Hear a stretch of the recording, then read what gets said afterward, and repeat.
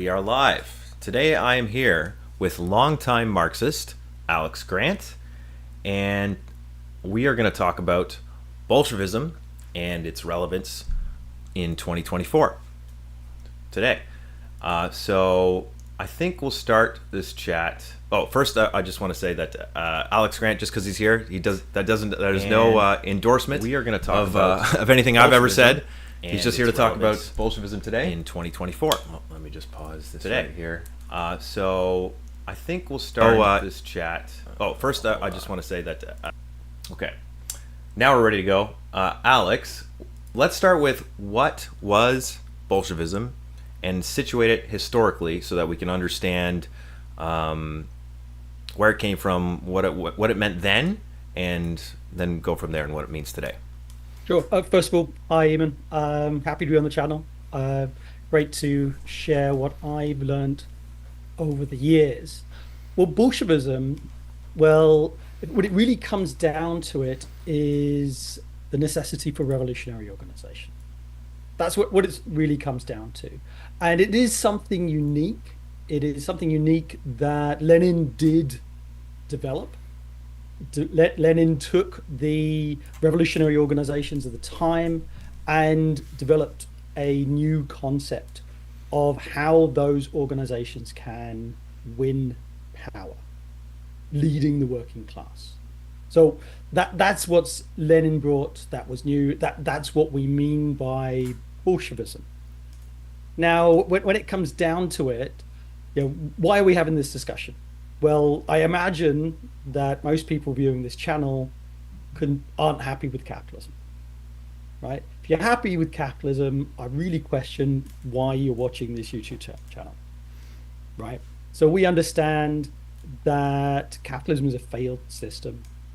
Capitalism creates war, exploitation, environmental disaster, and generally brings the conditions of the human race to the precipice, and that it cannot be simply solved.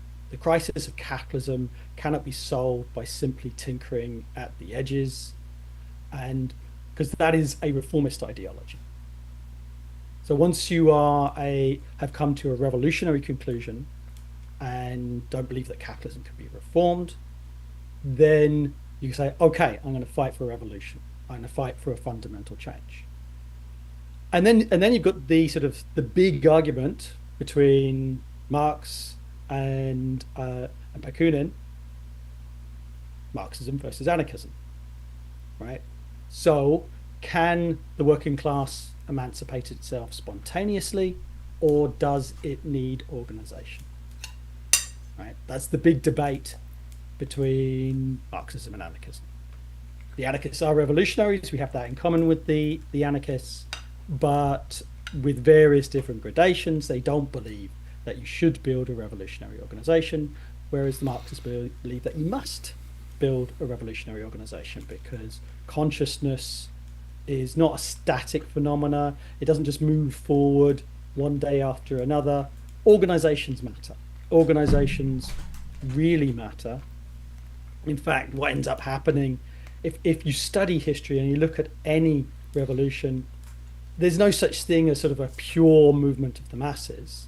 The masses cannot express themselves in a pure way. There's no way of sticking a thermometer to determine the class consciousness of the oppressed masses through all revolutionary sort of history. The fact that the masses are always reflected through organization. See that French Revolution, classic in the French Revolution of, you had the constitutional monarchists were in the seat to start with, and then you had the Jacobins, but they were split into the Mountain and the Gironde, and the left faction, the Mountain, overthrew the Gironde. Everything moved successively to the left, but it was expressed through organization, through personalities and political groupings around those personalities. So Once you come to a conclusion that the workers need organization, and I'm also taking it as read that we're looking at the working class as the revolutionary agent, as the most revolutionary class in capitalist society. There were other revolutionary classes in past history, different modes of production, but now the revolutionary class is the working class, leading oppressed masses, oppressed nationalities, oppressed groupings, but still fundamental relationship to the means of production is the workers, and then build a revolutionary party. That's what Lenin said. And maybe I should pause at this moment, but I could keep going in terms of the conceptions of Marx's party in Lenin's day, how it was a little bit confused, and it's actually in Marx and Engels' day in the 19th century, they didn't have the same conception as Lenin. It was a development. Marxism, strangely enough, is not a dogma. It is something that does develop, and Lenin did develop it in terms of what a revolutionary party should be. So, what are some of the specific I guess like new social technologies or new methods that Lenin put together that made Bolshevism different from what came in the past? Mhm. Well, broadly speaking, the Second International that existed in the end of the 19th and the beginning of the 20th century, it had degenerated into reformism, right? It had developed in during a period of prolonged capitalist boom, and it had developed into reformism. And in many of the socialist parties of the time, there'd become a division. Actually, the most classic division was in the United States, that you had the socialists who ran in elections and sometimes would preach quite abstractly about the need for communist revolution on the one side, and then you had the Wobblies, the industrial workers of the world, on the other, who said, no, no, no, we can't be involved in politics. We must just do trade union organization. And today, now people think of the Wobblies as being more anarchist, but at the time, many of the Wobblies considered themselves Marxists, right? And so you had this big division between all politics, the so-called impossibilists as well. You must just proclaim the necessity for socialism, proclaim the necessity for communism, and eventually the masses will vote for you, and when they vote for you, then that's a revolution. Versus no elections, just union organization, revolutionary union organization. Well, Lenin actually united those two and said, we need to build a revolutionary organization that conducts politics everywhere, absolutely everywhere, be it at the ballot box, if you can use that, be it in union organization, if you can use that, fighting for the oppressed, women, oppressed nationalities, oppressed sectors.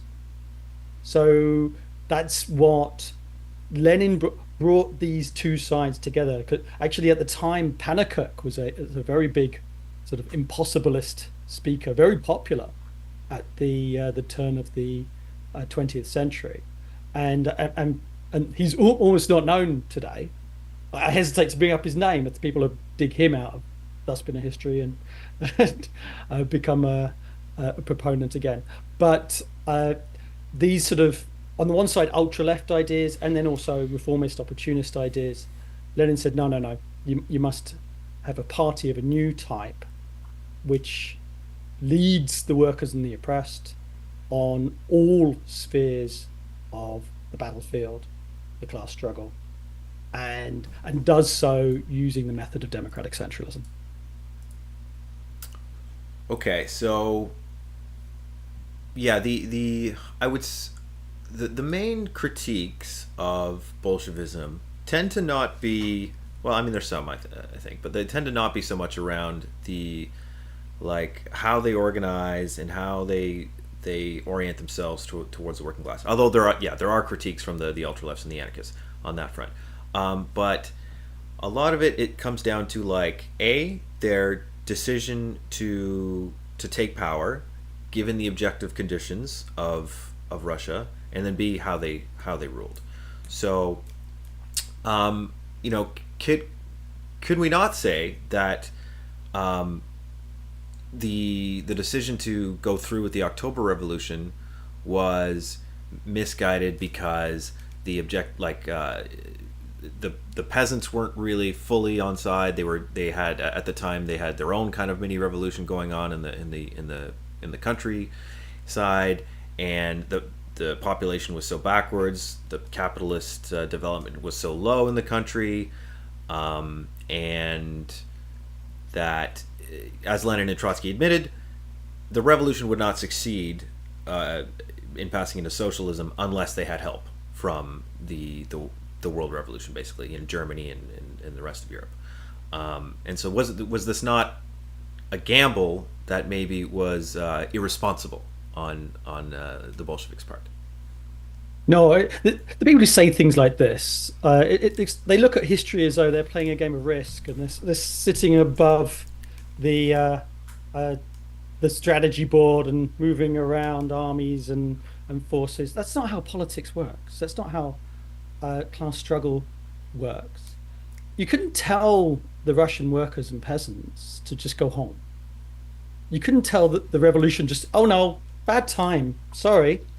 The productive forces in Russia and the Tsarist Empire are not to a sufficient level for a revolution, so you just have to go home and live with the Tsar, right? That's just a total fantasy land.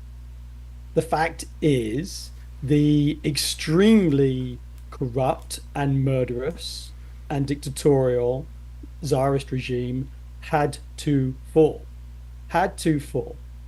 And then what happens then? What happens then? And this gets back to, is that capitalism a system of failure? Capitalism doesn't necessarily break where the productive forces are the most developed and the most capable of achieving a classless society. Capitalism will break at its weakest link. And it was Tsarist Russia, which was 90% peasantry, failing in the First World War. That's where it broke. And there's this kind of liberal reformist fantasy that, oh, if only the Constituent Assembly and Kerensky was allowed to have time. Bullshit. Excuse my language. Bullshit. It's totally ahistorical. Totally ahistorical. If you look at the history of 1917, the liberals and the reformists were put into power. They were put into power. Had every single chance to develop a stable, successful government, but because they were tied like that with both the landlords and the imperialists, they could not put in a single element that solved the crisis. Ironically, the Socialist Revolutionary Party, the petty bourgeois agrarian so-called revolutionary party, had a revolutionary policy for agriculture. They were in power. They refused to put in their own program. And guess what? Lenin's Bolsheviks put in the socialist revolutionary program for the peasantry. And the SRs screamed at him, how dare you put in our program? That's our program. Well, you were in power. You could have put it in yourself. That was the program that the peasants said they wanted, right? So the only class, the only forces that were able to solve the crisis were the Bolsheviks leading the working class with Soviet democracy, with workers' democracy, and yes, a revolutionary solution of the agrarian question. So that was the only policy that was actually feasible, except for one other policy, which would have been Kornilov. Kerensky would have inevitably fallen to Kornilov or turned himself into a Kornilov and would have drowned the revolution in blood. So those are the only options. It was, once the workers rose up, it was either workers' revolution and the beginning of the world revolution, or it was a bloodbath which we've seen many, many times. You saw that in the Chinese Revolution. You see that in the German Revolution. You saw that in Chile. You saw that in Indonesia. You've seen that again and again and again. Failed revolutions don't end in liberalism. They end in fascism. They end in military police dictatorship. They end in a bloodbath. Paris Commune, another example. So once the revolution has begun, then you have to fight for victory, because if you don't win, then you're facing the most miserable of defeats. So on that note, the peasantry is one of the early kind of questions that comes up as a thorn in the side of certain people who like to talk about the Bolshevik Revolution and its aftermath. Um, it's often said that there was initially not really an alliance between the peasants and the Bolsheviks. And the Bolsheviks kind of had to, after taking power, suddenly realize, oh shoot, we need the peasants on our side. Therefore, we're gonna start offering them these things, and that and that it's gonna take away from our Marxism. In revolutionizing the means of production, because we have to take the step back and help out, or get the peasantry on side, and in doing so they ended up you know pissing off large sections of the peasantry while appeasing some, and in doing so they kind of the arguments they it was a kind of a regressive step, because they were so beholden to the peasantry. Well, you have to respect reality, and to have this idea that the communists didn't think about this. Well, that isn't borne by history either. There was like lengthy debates about the land question and what to do in terms of uniting the proletariat and the peasantry, and yes, an understanding that the peasants want different things. Peasants do want different things. They want the land. They want the landlord off their back. They want the banker off their back. So that's what the peasant wants. And whereas the worker wants workers' democracy, industrialization, at the time, so that was the need of the time. Nationalization, workers' control. Those are the sort of the demands that really speak to the working class versus what speaks to the peasantry. But they're both united against the landlord and the bankers and the imperialists. And so it's a common enemy with, yes, different relationship to the means of production and different interests. And the idea is that together the proletariat leads the poor peasantry and overthrows the landlordism and capitalism and imperialism. And this comes to Trotsky's idea of the permanent revolution. I think we maybe wanted to talk about that at a different show, but it's intrinsically linked. You cannot separate these things out. That only together the workers and the peasants can overthrow the capitalists and the landlords, and then in a voluntary way, the revolution continues permanently to develop the means of production both in city and country, and progressively proletarianize the country as well. So seizing the big landed estates and running them as collective farms in a voluntary fashion.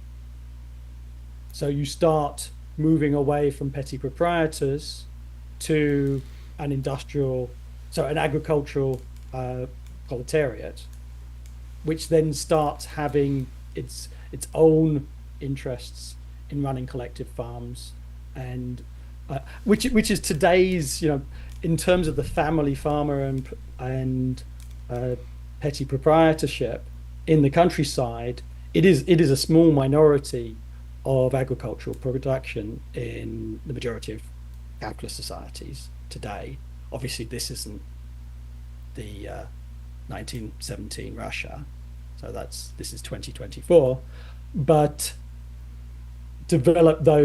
change the mode of production in the countryside. and then unite the proletariat and peasantry on socialist aims, real socialist aims, and that is incredibly aided with world revolution. Right. So how important was the success of the German Revolution and other revolutions in Europe to this to Lenin's and the Bolsheviks' revolution? W- would if for example, had the 12 or the 21 imperialist armies Mhm. not attacked the Bolsheviks, and maybe they just had to deal with a civil war instead of a civil war plus all these other armies, would I mean, we're doing counterfactuals here, but like, can we imagine that the Bolsheviks would have survived to keep a healthier worker state and possibly be in a better position to support revolutionary movements abroad and keep more of that democratic control of the Soviets that was initially part of the revolution that kind of faded away. Yeah. What we should remember, actually, that the Red Army won the Civil War, not just against the Russian white, but against the 21 foreign armies. USA, Canada, Britain, France, Germany, Japan, uh, all over the United States invaded the young workers' state and were beaten back. Were beaten back, and actually, how on earth would the workers' state have beaten back that imperialist invasion if they weren't popular and didn't have support of the peasantry, who were the overwhelming majority of the population? Because the peasantry were willing to fight to stop the imperialists and the whites who were going to bring back the landlord and the props, right? So the reason the Russian Revolution didn't succeed, well, it succeeded immediately, but didn't, eventually degenerated into Stalinism, wasn't due to the Civil War. It was, yes, the failure of the World Revolution, which actually, by an irony of history, wasn't necessary. There was a wave of revolutions after 1917, especially it peaked in 1919 with the German Revolution. And we're talking about Russia being backward. Well, in fact, Germany was one of the top three industrial powers of the time, and had a revolution, overthrew the Kaiser, and could have developed into a socialist revolution. But the irony of history, actually, it wasn't the development of the means of production that was the difference between success or failure in these revolutions that occurred in other countries. Hungary had a revolution. Many other countries were in revolutionary ferment. The reason that the wave of 1919 to 1921 failed was the immaturity of the communist parties that were actually overwhelmingly ultra left.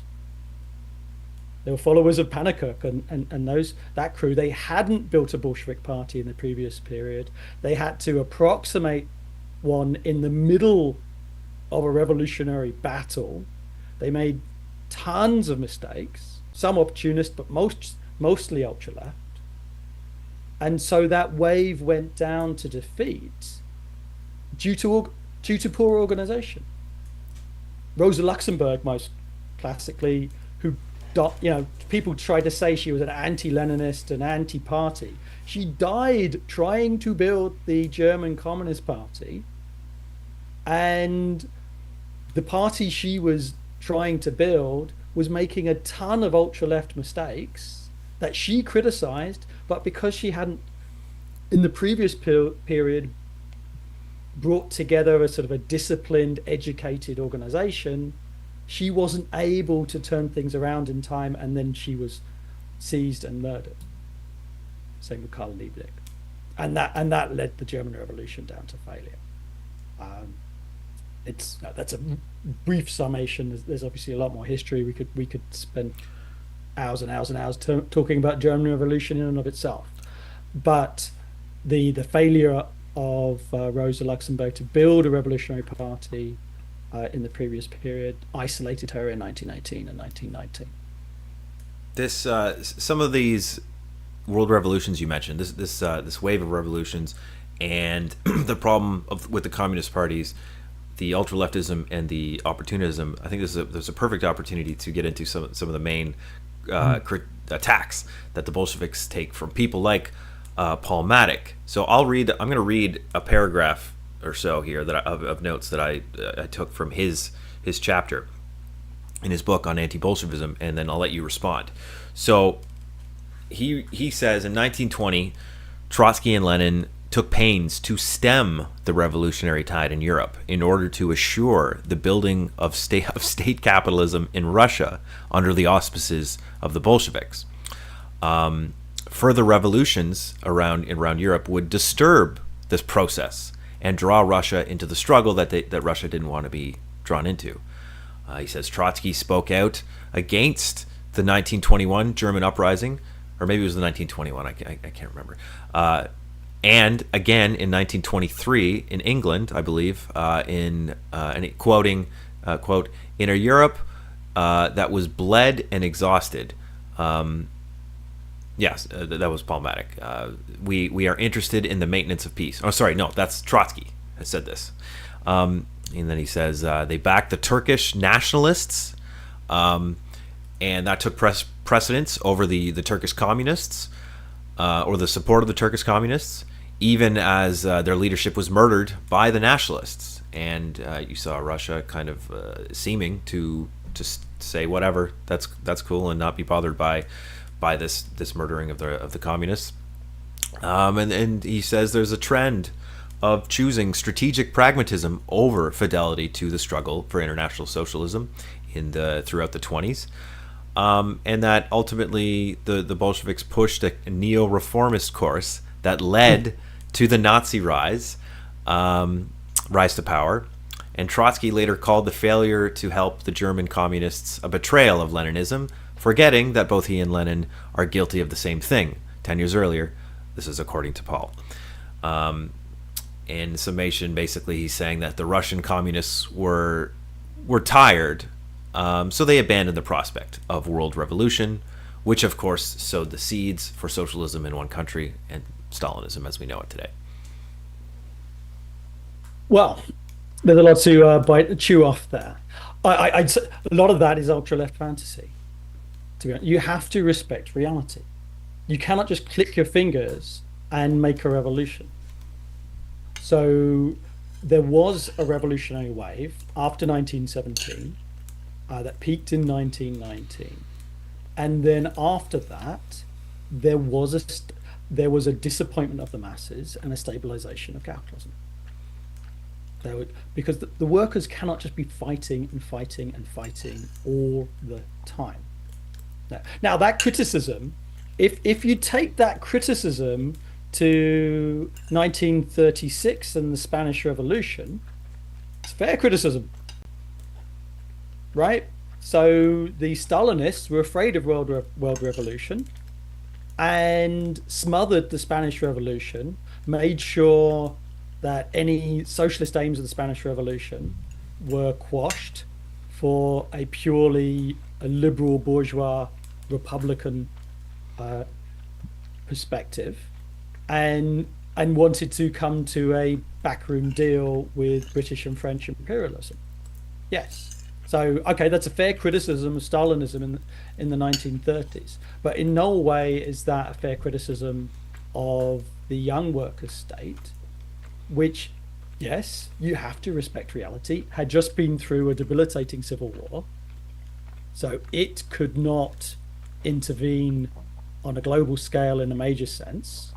In fact, one of the most dangerous elements of the civil war was the invasion of Poland.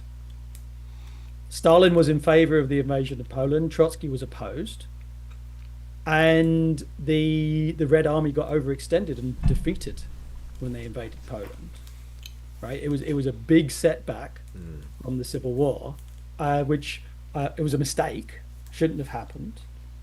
Not through any question of principle, that if there was a revolution, this did happen in Finland, there was a workers' revolution in Finland, and uh, the whites, the reactionaries, the fascists, together with the imperialists, rushed that revolution in blood. On principle, the Red Army should have gone in to save the Finnish masses, to save the Finnish revolution, but they were too weak. And so the Finnish revolution was crushed, but with imperialist help. So, same thing with Poland. If the Polish masses were rising up and being crushed by their own reaction supported by German imperialism, it would have been, it's entirely in principle correct for the Red Army to go in, but it depends if you have the forces. You cannot just, again, click your fingers. And so the Soviet Union was weak in the early 20s, exhausted, starvation due to the civil war and blockade and isolation. And also the masses, the working class, who were incredibly enthused from 1917 to 1919, 20-ish, started becoming tired around 21. And you had an element of the ultra-left leadership of the new Communist Party say, no, no, no, we'll just declare revolution. We don't have to win the masses. And I think that's the position that Matic is taken, is that of the ultra-left of the time, who didn't care about objective reality. You have to care about objective reality. We're in favor, sort of, a revolution is the movement of the immense majority in the interests of the immense majority. But if you don't have the majority, that's an adventure. You're going to have a miserable defeat.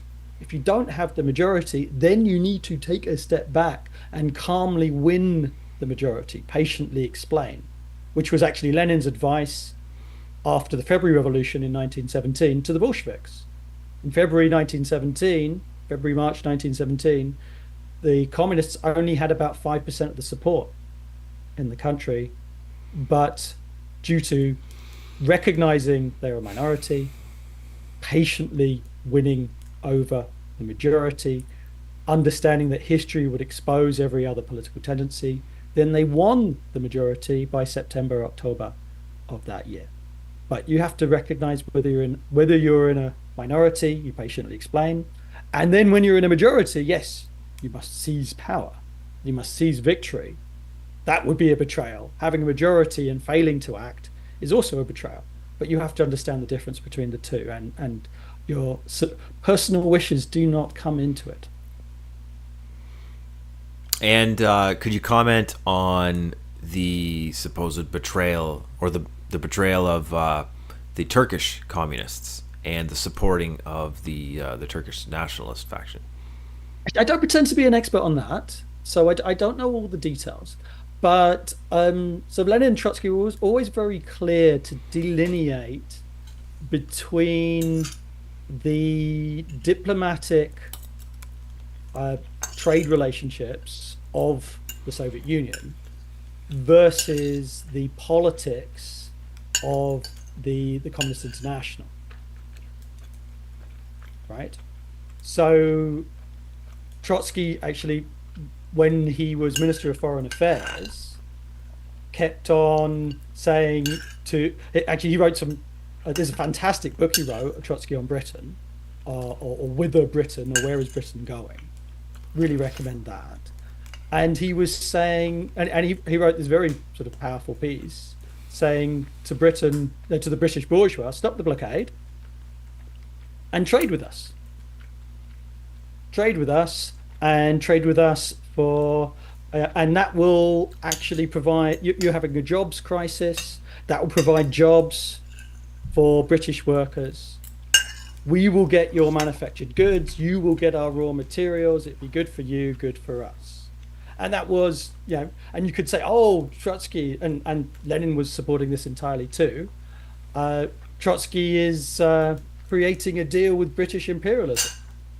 And it's like, yes, in a sense, yes. But what it is, it's a diplomatic trade relationship between an isolated worker state and a capitalist government. They're all capitalist governments, so you're going to refuse to trade with all of them. On principle. Yes, principle. Yes, Principle. you can't trade with anybody. It's like with them, then you know, no tractors, no trains, no anything. No industrial goods. You just bang the rocks together and hope it creates a spark, right? No, of course you got to trade. A worker state's got to trade, but we read what Trotsky and Lenin wrote in these contexts. Actually, even the Americans offered the worker state guns to fight the Germans while the First World War was still going on, and Lenin said, "Yes, we shall take the imperialist guns and use the guns from one imperialism against another imperialism." Right? But they never crossed the line. This is what Stalinism did, but the young worker state never did prior to 1924. In the early stage, the healthy stage, they never crossed the line and said, "Okay, so now the local Communist Party has got to stop organizing and support Nope. Did I lose any you? of these parties." Did we lose us a sec? No, Sorry. you're good. You're good. Okay. Um, yeah, they never crossed the political line. That's what the Stalinists did in the 1930s. That they created all of these deals with imperialist powers and told the local communist parties that they had to stop criticizing various bourgeois regimes. So again, I'm not going to pretend to be an expert on the Turkey in that period because I'm not. But I do know the sort of the general approach was you're forced to trade, you're supposed to do diplomatic deals, and they're forced to try and diplomatically as well as militarily break the blockade uh, by mobilizing the world opinion of the working class. But at the same time, the duty of the local communist parties and the Communist International is to chart out a revolutionary policy in every country and not stop in that revolutionary fight. Okay. Make sense? Yes. Um, well then, yeah. There's a few things I want to get to. Kronstadt being one of them. Right. The relationship between the Bolsheviks and the Orthodox Church, maybe the Red Terror, but definitely I think we should talk about Paul Maddox's criticism of the Third International led by Russia. So I'll just read off a little paragraph of some quotes from him and points from his book, and then let you respond. So, for Maddox, he says the point of the Third International was for Lenin and the Bolsheviks to subordinate the international proletariat and peasantry to the will of Moscow. It was doomed to fail because the international work was, quote, modeled on the Bolshevik Revolution, which couldn't be replicated out to all these more industrialized countries. And the World Revolution was unable to make headway as an enlarged imitation of the Russian Revolution. And the national limitations of the victory in Russia necessarily made the Bolsheviks a counter-revolutionary force on the international plane. This is Matic. Right. So you can drown a whole series of truths in generalities. So it's like, okay, what are you actually talking about? What is he talking about? What actually caused these revolutions to fail? Right. So Marxist Leninists have a sort of very clear analysis of why the German Revolution failed. Right. It was the often ultra left, but sometimes opportunist policy of the Communist Party. That's why it failed.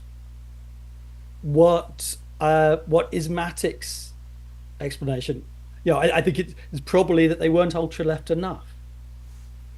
But he really seems to think that the Third International was basically just an upscaled model of the Bolshevik Revolution, and the Bolshevik Party, and that it wanted to dominate all other communist movements, and it was only happy to be in existence so long as it could control all the other communists. Well, that was very obviously not how the Communist International was founded.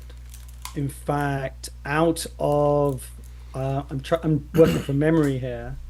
I think at the first Congress of the Communist International, there was something like 60 delegates. I could be wrong. Wikipedia will know. And but the Bolsheviks only had six, right? And in the third Congress of the Communist International, once that 1921, where Lenin wrote his famous book Left-Wing Communism and Infantile Disorder, the Bolsheviks were in started off that Congress in a minority, a right-wing minority. The ultra lefts had the majority at the beginning of that Congress, and the only power that the Russian revolutionaries had was the power of a good argument. The whole concept of sort of oppression and purges and stuff like that, that's Stalinism. That is not the first 5 years of the Communist International. That's the first four congresses. Is overwhelmingly a democratic international body that brought in the best elements for free, full, and democratic debate. And Lenin and Trotsky won the majority on the basis of a good argument and also their authority of having led a real revolution. Somebody who's actually done it, obviously, you're going to listen to them. But there's nothing dictatorial in that at all. It was a voluntary relationship of genuine revolutionaries. So it wasn't a dictatorship. And in fact, if you look at, okay, the conditions of Russia versus the conditions of Germany or France or Britain or the United States or any of these other countries, you'd actually have to say that Russia was less capable of achieving revolution than Germany, classically. Far more developed proletariat in Germany. So the criticisms of the Russian Revolution of why, okay, Lenin and Trotsky should never have taken power, they're not true. They had no choice but to take power. But of course, yes, it was an overwhelmingly peasant agrarian country. But that wasn't true of Germany. So what was he saying? Was he saying it should have been peaceful, reformist, parliamentary politics? Should that have gone? Again, in all of these countries, that was never on the table. It was absolutely never on the table because you get a fascist coup immediately. That there looks like a likelihood that the revolutionaries are going to win a majority in parliament. So again, you've got to see concretely what are they actually saying. But the reverse is actually true. To this day, there really is no event in human history greater than the Russian Revolution and more rich in lessons than the Russian Revolution. And anybody who says otherwise, okay, be concrete. Don't just say, oh, they had more peasants and therefore it doesn't apply. In fact, usually it's they had more peasants, so what they did applies more today than it did in their day, right? Or more in other countries than it did in Tsarist Russia. So again, you have to be concrete. Okay, let's. Well, you just mentioned kind of workers' democracy, and Mhm. how the Bolsheviks strive to keep it not a dictatorship in the kind of classical sense that people think about it. War communism. Right. It was, people say this all the time. Maybe it was justified for a while, and yet the Bolsheviks kept this kind of policy, this type of organization going forever, right? Doesn't that tell us something that we can't really trust them because they didn't give back kind of some of the original democratic influences that had been kind of changed for the war? Unfortunate necessity. Again, it really does come down to objective reality that without war communism, the civil war would be lost. In fact, the anarchists had the idea of you bring all the food and everything and put it in a big warehouse in the middle of Moscow, and everybody just grabs whatever they want. And in the conditions of starvation, that would have been an absolute abject disaster. That would have mean the strong get to eat and the weak die. And there's also no food for the troops to wage the civil war, or there's only food for the troops and everybody else starves. So war communism, yes, it that's not a socialist society that we envision. That is an extreme condition of 4 years of World War and then another 4 or 5 years of Civil War, and the extreme measures you have to win a civil war. Because if you lost the civil war, it ends in a bloodbath. And so what was war communism? At essence, it was grain requisitions. That's what it was. That the workers' councils and workers' defense guards and the Red Army went to the countryside, requisitioned grain to feed the army and feed the cities. Right? And Is that's that what. fair to the peasant? No. Is that fair to the peasantry? Not really. No, it's not. Let's be frank. That's not fair to the peasantry. Uh, it was in the beginning stages of the Civil War, the peasantry gladly gave over their grain. Why did they do that? Precisely because if they didn't do that, then the landlord would have been back. And the landlord was a bigger problem For them. for them, for the peasantry. And and then it came to, but everything has its limits.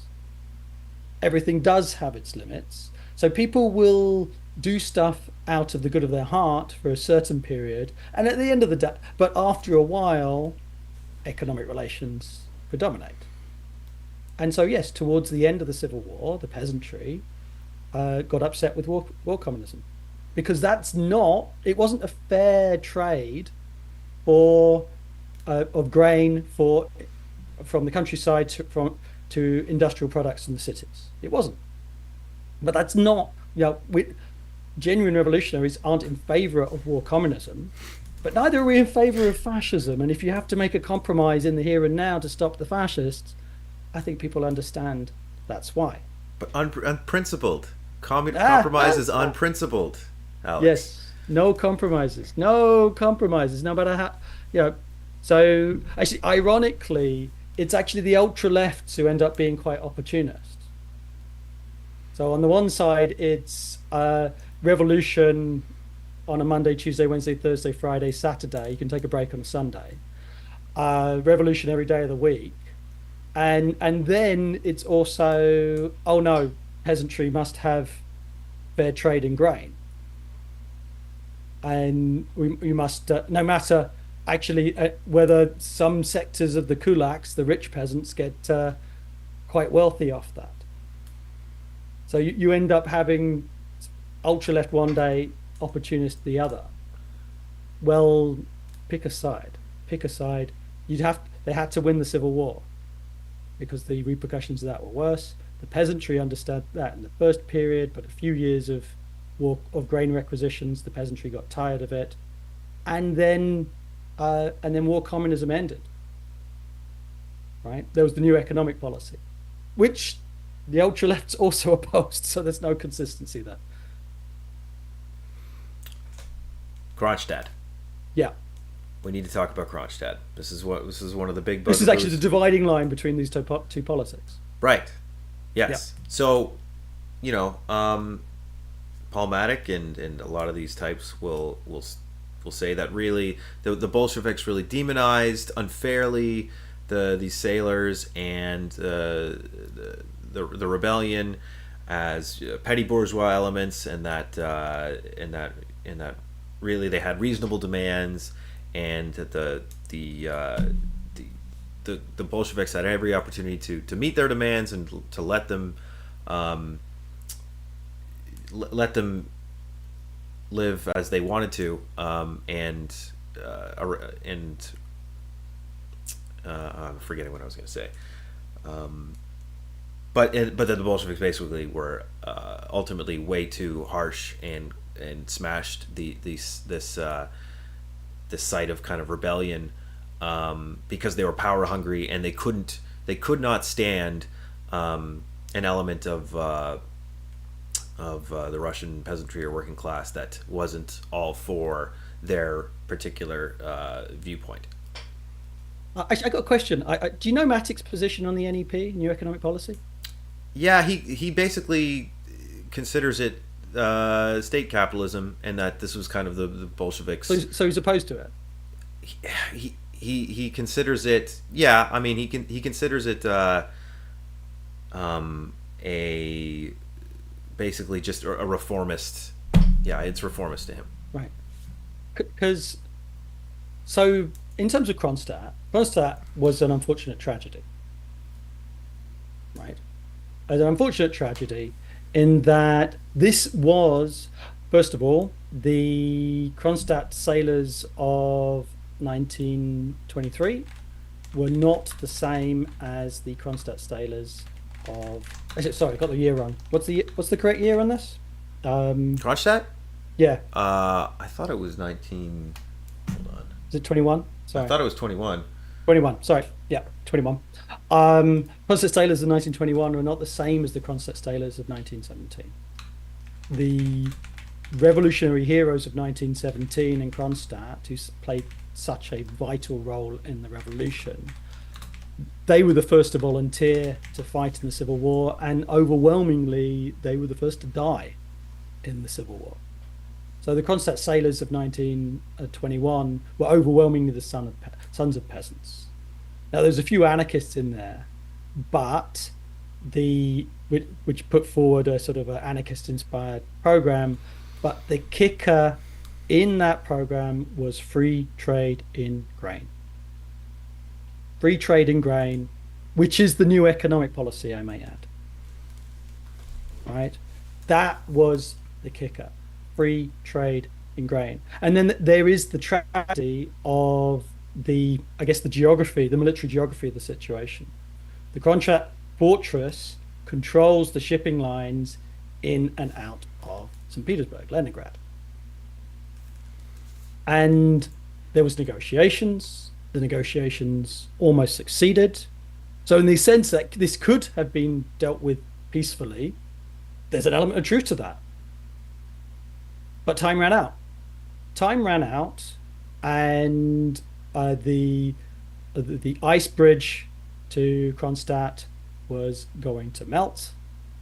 And then actually by force of necessity, then the only way that Kronstadt could be a rebellious Kronstadt could be resupplied would be from imperialist Finland, which is just wasn't very far away if you look at the map.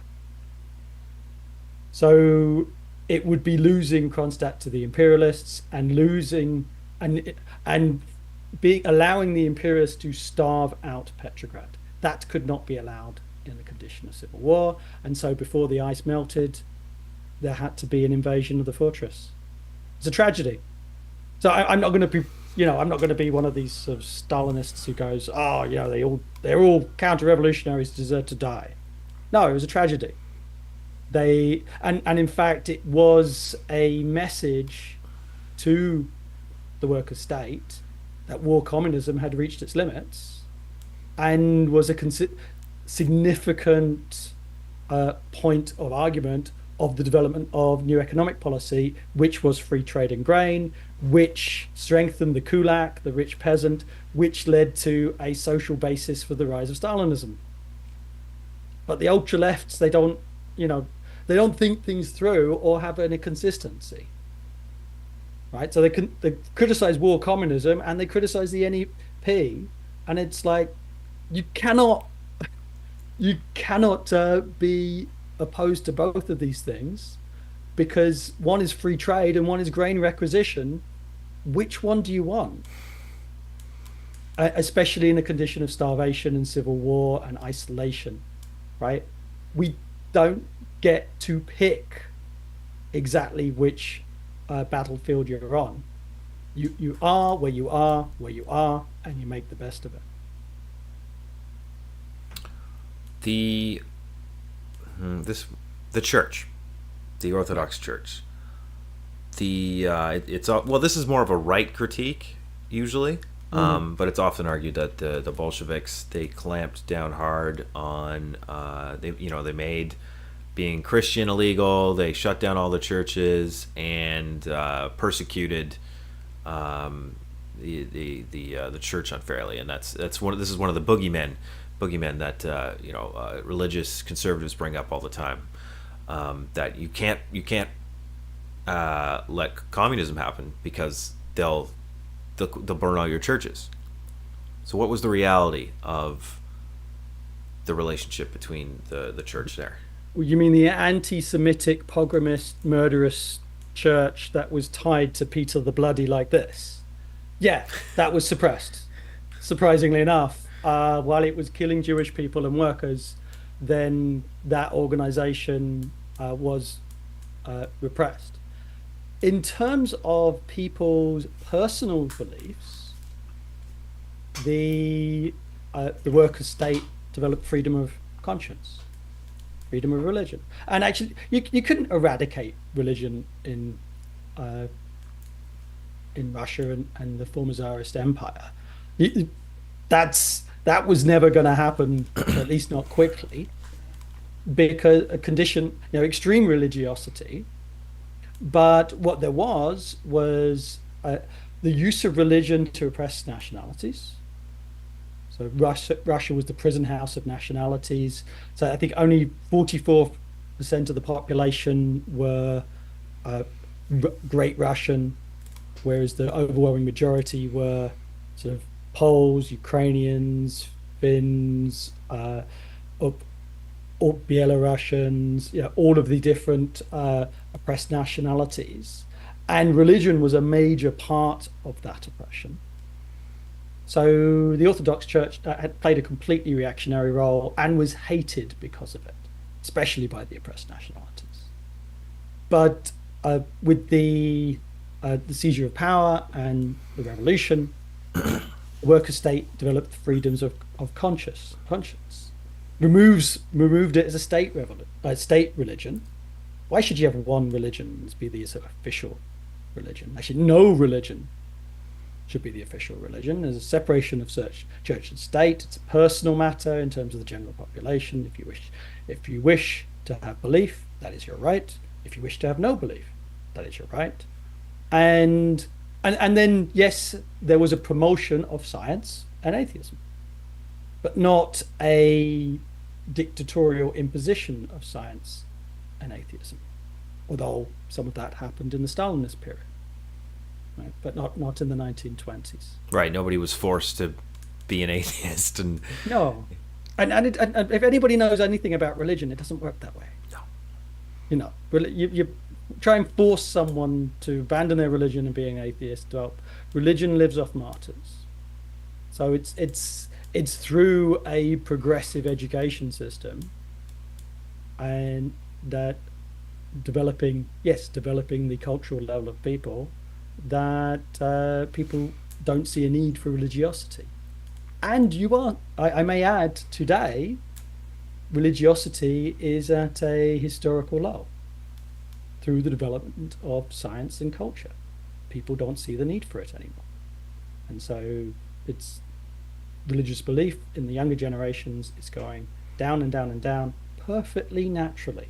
So I'm against any oppression of religion, but I believe I'm against for the separation of church and state, and everybody should be. And I'm an atheist, obviously, and I will argue for atheism, but I don't think anybody should be oppressed if they're not an atheist. And to be honest, I've got a lot more in common with the proponents of revolutionary theology in Latin America than I have Richard Dawkins and the New Atheists, and who end up into far right reactionary Islamophobia. Freedom of religion. How very bourgeois of you, Alex. Yes, Um, it is bourgeois it technically. is. Yes, yes. Yeah.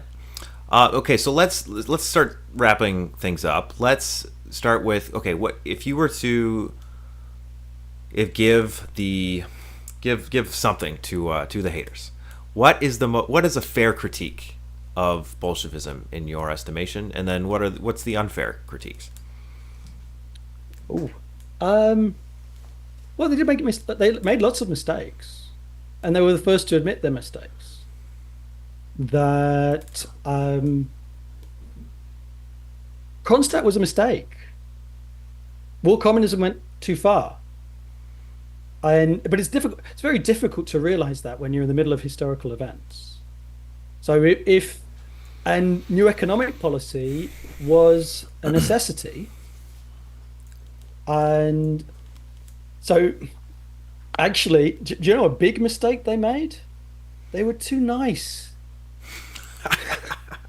Seriously, they were too nice. So in 1917, these and instead of locking them up or even putting a bullet in their head, they took away his pistol, make him promise to never pick up a gun again, and let him go. A lot of those old Tsarist officers went on to murder thousands. So, yeah, we didn't get to talk about the Red Terror, but the Red Terror wasn't 1/10 of the White Terror, Mm-hmm. right? And it was entirely of a defensive fashion. Actually, don't take my word for it. There's memoirs of an American general or American colonel in Russia at the time saying the absolute disgusting pogroms of the White Army and the degenerated murderous activities are 10 and 100 times worse than anything committed by the Reds in a condition of civil war. So yeah, they were too nice in the early days, and the revolution paid for that with by losing a lot of good people. And so be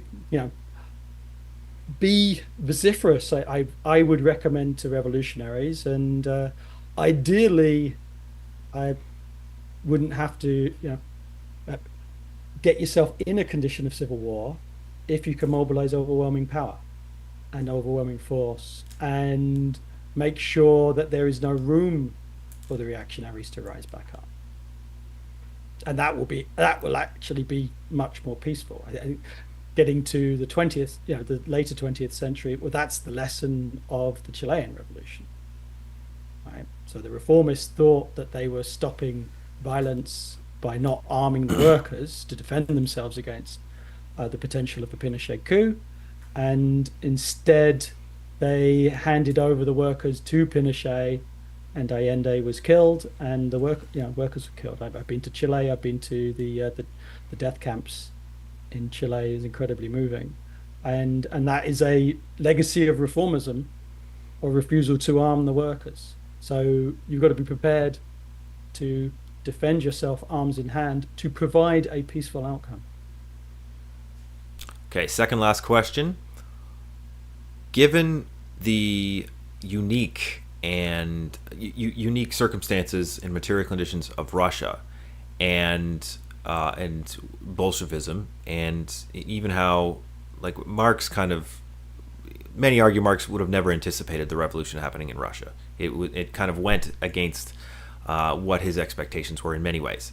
Given all that, and the very kind of unique situation in Russia,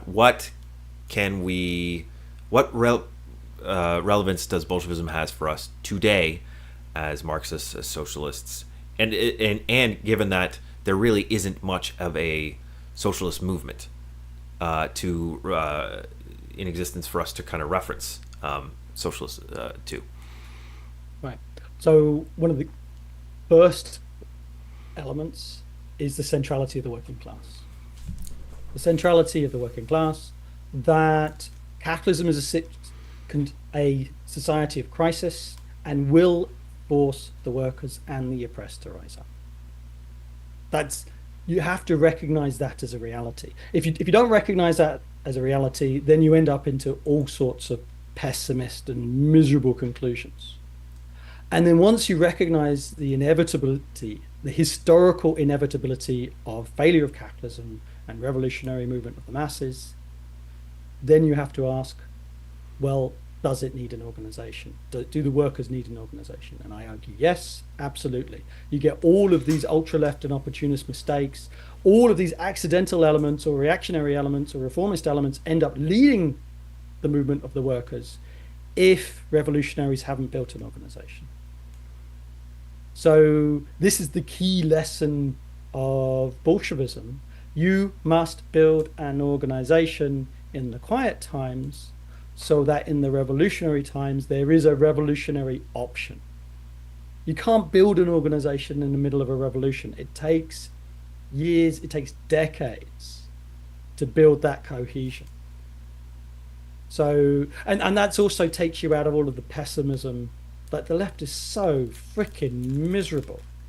Right? You recommended I listen to a friend of yours who did a thing on Matic, and it just starts with a tirade of misery. I don't know, and I'm not sure, and maybe, and I think he even ends it with sort of like maybe this isn't possible, and we'll just end up dancing at the end of humanity.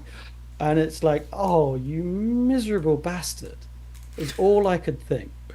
It's like, don't be a miserable bastard. Don't fall into pessimism. Again, you study history. Since when does anybody who's pessimistic and miserable play any role in history at all? Name me the miserable bastard of history. I don't know, right? Hitler. So Hitler was pretty miserable.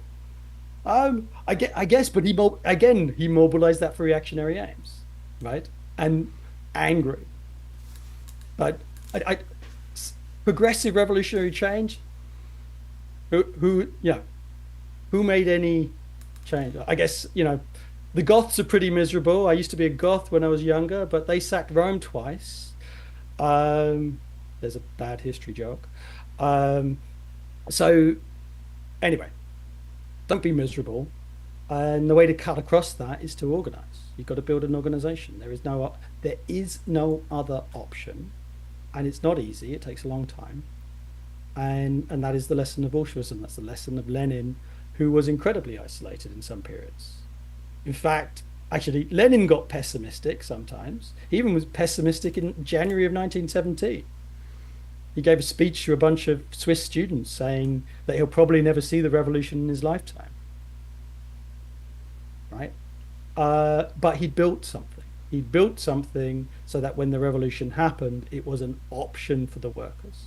And there were trained people who could reach the revolutionary workers, whose consciousness, whose whole world outlook had changed in the revolution. People change. There's a revolutionary idea. People change. So, that I would wholeheartedly recommend that if you're going to adopt a revolutionary perspective and you actually mean it, you're not one of these internet sort of skeptics and cynics, and you actually believe in the ability of normal, everyday working class people and oppressed people to run society better than these businessmen and billionaires and lawyers and politicians and academics. If you believe in the ability of working class people to run society, then you've got to believe in a revolutionary working class organization that has learned the lessons of history and can help people to win instead of going down to another defeat. In maybe a future episode, I would like to talk about the ways in which capitalism and the working class and objective conditions have changed, possibly for the worse, and the way things are kind of been atomized and maybe not quite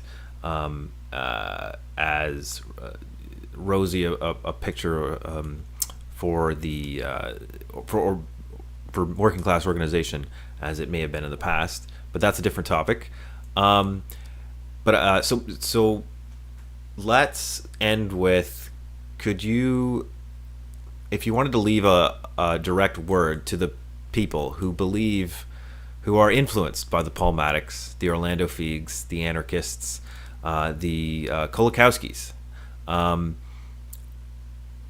what would you say to them regarding worldview Marxism, Trotskyism, Bolshevism in general, to have them think maybe a little differently. Well, I'd encourage them to think through what they are saying, right? Think through the logical consequence of their actions. Does it actually lead anywhere? Does it actually lead to revolution? Or are they just being pessimistic, right? Which is an incredibly personally comfortable position to be because you can be miserable and then you are secured against a negative outcome because you can say, hey, I told you it was going to be bad, right? But then you didn't build anything, you didn't change anything, nobody remembered what you did, right? So I'd say think it through. Think it through. Can things just, for the anarchists, can it just work spontaneously? Or does education matter? Does organization matter to for the matics of this world?